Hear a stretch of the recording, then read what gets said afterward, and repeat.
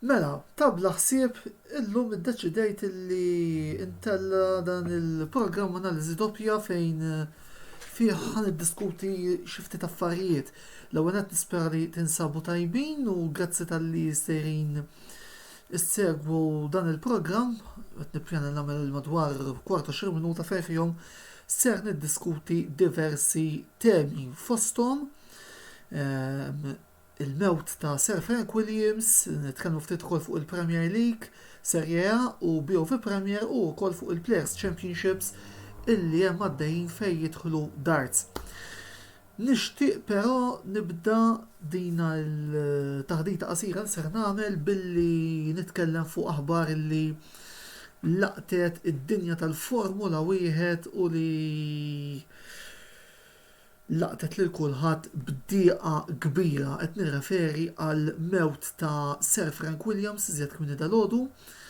Sir Frank Williams illi miet fl-età ta' 79 sena kien il-bniedem wara il-Williams Racing, it-tim illi fis-snin 90 iddomina tista' tgħidlek il-Formula wieħed fejn rebħu diversi kampjonati anke fis-snin 80 ukoll fosthom Alan Jones u Carlos Reutemann bħala kostrutturi ma' Alan Jones fejn jidħlu sewwieqa Nigel Mansell, Nelson Piquet, is-sewwieq qed taraw ukoll fuq l-isfond il-kbir Damon Hill u Alain Prost, Jacques Villeneuve, il-moħ wara 8 kampjonati mirbuħa minn bniedem li jagħmel l-istorja tal-Formula wieħed għal metodi għat-tim li jirnexxielu flimkien ma' Sir Patrick Head jibni matul iż-żmien, tim li fih kellu element Ingliż imma tim li anzi bniedem il-ħansejħu kien an no-nonsense person, bniedem illi jekk hemm bżonn jieħu deċiżjoni joħodha. Fil-fatt huwa naħseb l-unika team boss illi ħansejħu hekk neħħa 3 sewwieqa wara li rebħu il-kampjonat mondjali. Fil-fatt neħħa lil Nigel Mansell fis-87 anzi fil-92 neħħa lil Damon Hill wara l-kampjonat li rebaħ fis-96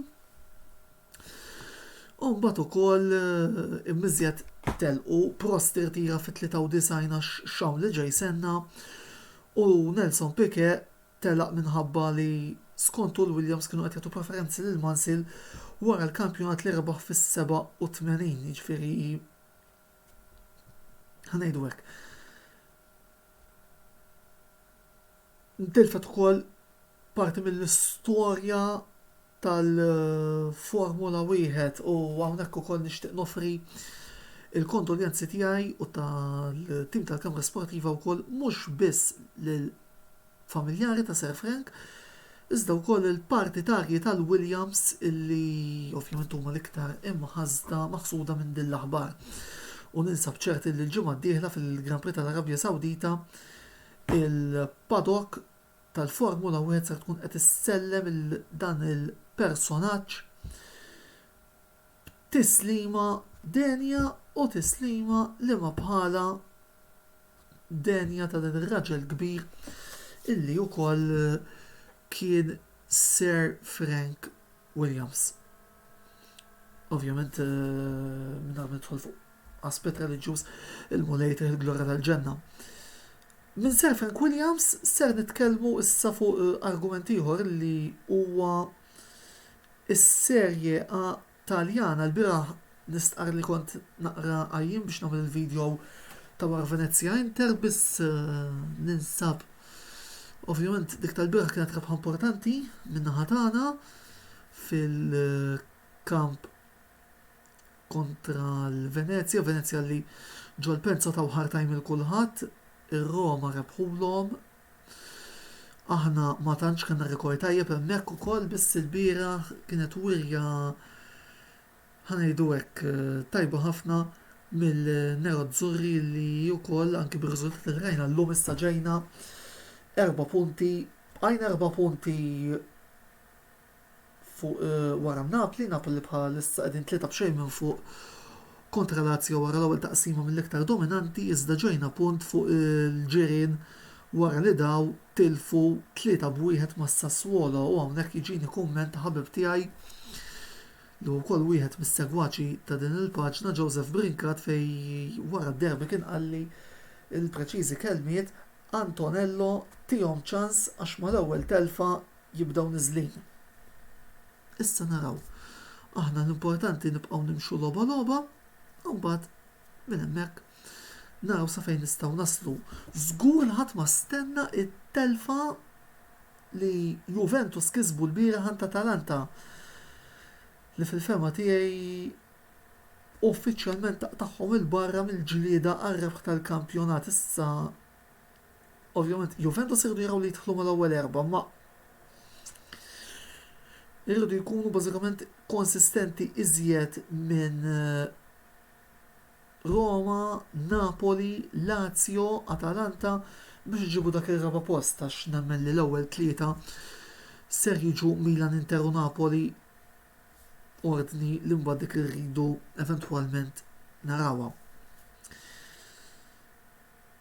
L-Inter issa tilab nhar l-erba' kontra l-Spezia fejn nisperaw illi inkomplu mixin f'din il-mixja. Jekk ma jinqal xejn ukoll l-erba' nidħol bil-video normali ta' dina il-logħba bejn Inter u Spezia, l-logħba li anke ma jinqala xejn ukoll ser nkun qiegħed nara ġewwa l-Inter Club Malta bħalma nagħmel fejn jidħlu ħafna mill-logħbiet li jirrigwardaw it-tim Nerazzurro. Futbol Taljan naqilbu s-futbol Ingliż, Chelsea Manchester United. Bqajt sorpriż mill-starting line-up tal-United għal xin kont qed nippretendi li f'logħba bħal di ma tħallix il-Cristiano Ronaldo bil-qiegħda. Issa kif u x'fatta ma nafx imma kellek isserraħ Sur Carrick, naħseb illi il-moment li kellek isserraħ ma kienx illum. Jien kont noħroġ kukun kont manager tal-United kont noħroġ full team illum. Mbagħad nara se jiġri jekk għandi nserraħ hemm il-logħba mal-Young Boys hekk jew bekk il-United il-grupp rebħuh. U qed ngħidlek ukoll nhar il-ħamis ir-Red Devils għandhom logħba diffiċli ħafna kontra it-tim ta' Arsenal. Arsenal li jidher qad bdu ritmu issa ħanaraw ikunu x'huma s-surprise package ta' dan l-istaġun għal ħadd ma kien qed jistennihom li jkunu hemmhekk. Biss żgur li dan il-draw ta' Chelsea lil Liverpool u l-Manchester City biex jiġu kważi magħhom Liverpool li naħseb bħalissa huma aqwa miż-żewġ timijiet l-oħra anke l-fatt li qegħdin jirbħu jiskurjaw jikkonvinċu u jien ma xejn bi kbir jekk hemm il-darba ikunu ir-Reds illi fl-aħħar mill-aħħar jerġgħu jieħdu t-titlu. Jiġifieri, imma naħseb se tkun sfida interessanti bejn dawn it-tliet timijiet għar-rebħ tal-kampjonat. Mill-futbol Ingliż issa xtaqt ukoll ngħid kemmtej fuq il-futbol Malti kampjonat BOV Premier kif qegħdin taraw mhijiex analiżi doppja mi analiżi kwintupla nistgħu ngħidu hekk għax qed immissu diversi temi. Hibernians rebħa tajba ħafna fuq Balzan illi kamilu l-ħadhom Pawlu Zammit isom qabdu r-ritmu imma illum il-ħibs anki jekk ikollna ngħidu li kien hemm ftit għajnuna d-darba imma ġew 3 punti li fil-fema tiegħi huma fundamentali. U qed ngħid għajnuna għas-sempliċi raġuni illi fil-fema tiegħi naħseb bħal Balzan kellhom gowl hemm qed jgħid li offside. U naħseb li l-ewwel gowl skurja Domoro referi hu se ta' dangerous play. Jiġifieri ħanajdu hekk. Ma insomma l-importanti li bħala se titkellem bħala supporter ta' Hibernians l-importanti illi ir-raħal rebħu nemmen illi jekk nibqgħu mixjin f'dan ir-ritmu ma neskludix illi it-tazza tidħol ġol pjazza. qed naraw nikkummenta Joseph Brinkat li huwa l-bniedem illi għalli mal-ewwel telfa l-Milan jieħdu nosedive. Jalla jkollok raġun ġus bħala partitarju interista, issa naraw, però nemmen li wara t-telfa tal-bieraħ tal-lum il-ħolma tinistilla reġa' tagħmlet passi oħra għalkemm irridu naraw issa Napli kif se jkomplu. Kien offside ċar il-gowl li tħassar lil Balzan fil-fatt ukoll Joseph dan il-punt semmejtu qed nagħmel kummenta Franco Loisio il-Ferrari d'Ingilterra as he was known, rest in peace Sir Frank. Nasal biex naqbel miegħu dan il-kumment Franco għalkemm ma ninsewx bniedem ieħor anzi diversi team owners Ingliżi illi wkoll jistgħu jikkondendu l-titlu tal-Ferrari tal-Ingilterra, Colin Chapman tal-Lotus, Ken Tyrrell, Ron Dennis, il-bniedem li jagħmel il-McLaren dik li hija llum. Jiġifieri ngħidu naqbel u ma naqbilx ma dak l-aspett ta' Ferrari d'Ingilterra ħanejtek, però għandek argument ħanejdu hekk. Lura għal nfakakum koll jekk jew xi ħadd irid jgħid xi ħaġa fuq il-kummenti li qed ngħid fil-free li tniżlu u nitkellmu fuqhom as we go along.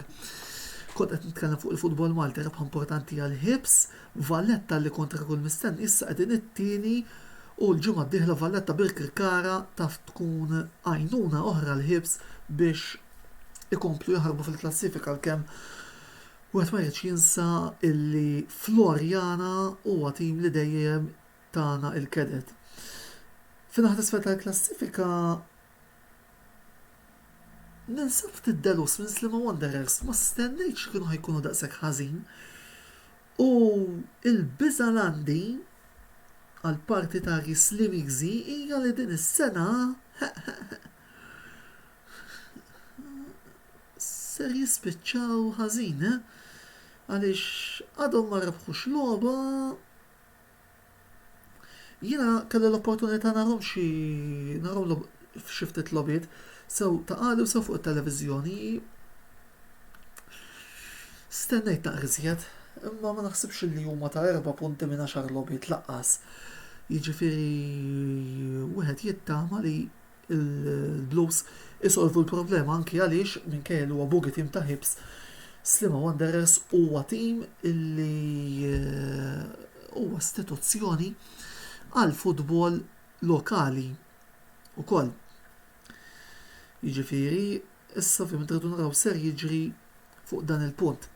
L-aħħar argument li nixtieq nitkellem fuq huwa id-darts. Bħalissa m'għaddejja wkoll il-fażi finali tal-Players Championships. Sakemm qegħdin nagħmlu dan il-video kien hemm is-semifinali illi Peter Wright u Ryan Searle għamluha għall-finali ta' din l-kompetizzjoni.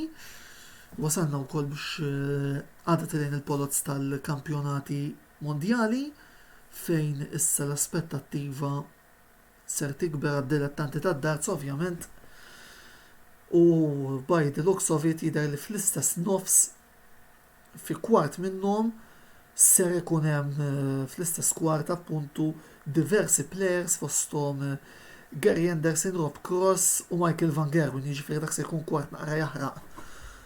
U mbagħad passoltu meta niġu viċin illi nibdew il-kampjonati nagħmel l-analiżi ta' kwart x'ser jiġri. Il-finali nemmen li Peter Wright jibda favorit għalkemm Ryan Searle qed jilgħab tajjeb ħafna. Dan il-Ryan Searle ilu jħabbat il-bieb għal trofew. Issa rridu naraw ukoll jekk se jkun kapaċi jirbaħ dan il-major, nemmen jekk jirbaħ dan il-major għandu post garantit fil-Premier League li issa wkoll diġà bdew joħorġu l-ismijiet min jista' jkun qed jikkompeti fih u fil-fema tiegħi hemm bħalissa diskors għaddej fuq Fallon Sherrick it-tfajla illi qed tagħmel ħafna ħoss u qed tagħmel ħafna riżultati għandu jkollha siġġu fil-Premier League felin no. Għas-sempliċi raġuni illi da ma nistgħux niddistingwixxu bejn 10 raġel, 10 mara, ok, mhux ranking tournament, marketing wise Sherrock hija tfajla li kulħadd jitkellem fuqha fid-dinja tad-darts, biss jien inħoss li l-Premier League għandu jitħalla biss għal dawn kollha illi jirbħu xi onur. Jiġifieri nemmen illi jekk l-għażliet għandhom isiru kif isiru sew, xejk m'għandix tieħu posta. Issa jekk Sky ikollha iż-żewġ picks tagħha nemmen li dawk iż-żewġ picks ikunu Sherrick u Raymond van Barneveld. U naħseb li b'daqshekk qed kollox. Mela, analiżi doppja għallum se jieqaf hawnhekk, taħdita qasira fejn bażikament qed tiegħi fuq diversi punti u spunti minn u ftit ieħor ukoll joħroġ l-artiklu tas-Serje A u wkoll l-aħħar updates mid-dinja tad-darts. Komplu segwu l-kontenut kollu li qed ikollna fuq dan il-Facebook page tal-Kamra Sportiva. Għada għal minu dilettant tal-esports nħeġġu jsegwu l-paġna ta' Velocity Esports Racing għal Grand Prix tal-Kanada illi ser nkun qiegħed nikkummenta flimkien ma' Nathan Bonello, għal daqstant naraw ftit ukoll Ryan Karabot jirnexxilux jerġa' jirritorna r-rebħ u jagħmilhom 4-5. Għal daqstant għada mit-8 il-qoddim fuq Velocity Esports Racing, segwuna. U l-attività fil-Kamra Sportiva tkompli bħas-soltu l-erba l-analiżi interspezja l-ħamis l-intervista fej fuq ħan nitkellmu fuq il-BOV Challenge League d-darba u mbagħad il-ħadd filgħodu joħroġ il-video ta' Roma Inter u mbagħad fil-għaxija niddiskutu il-Grand Prix tal-Arabja Sawdita fejn ħanaraw ftit Verstappen jirnexxilu xirbaħ il-kampjonat issa. Jew kella l-azzjoni tmur għal Abu Dhabi jiena fuq daw iż-żewġ tiġriet ma nafsa jiġri, ma l-unika ħaġa ċerta li se ngħid hija li jekk ikun hemm liċken ċans illi il-kampjonat jasal għal Abu Dhabi, lestu ruħkom għax f'Abu Dhabi nemmen li se jinfaqgħu.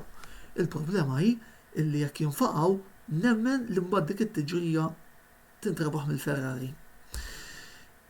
Ovvjament bħala avversarju, suppost avversarju tagħhom għall-battalja t-tielet post l kemm hija battalja mitlufa mhumiex sinjal tajjeb. Insomma, għalissa tkellim biżżejjed jiena l-appuntament tiegħi magħkom huwa għal ħarġiet oħra u programmi oħra li ser ikollna hawnhekk fuq il-Kamra Sportiva. Antonello Bella jirringrazzjakom tal-li segwejtuna u nawguralkom il-lejl tajjeb. Ħudu ħsieb.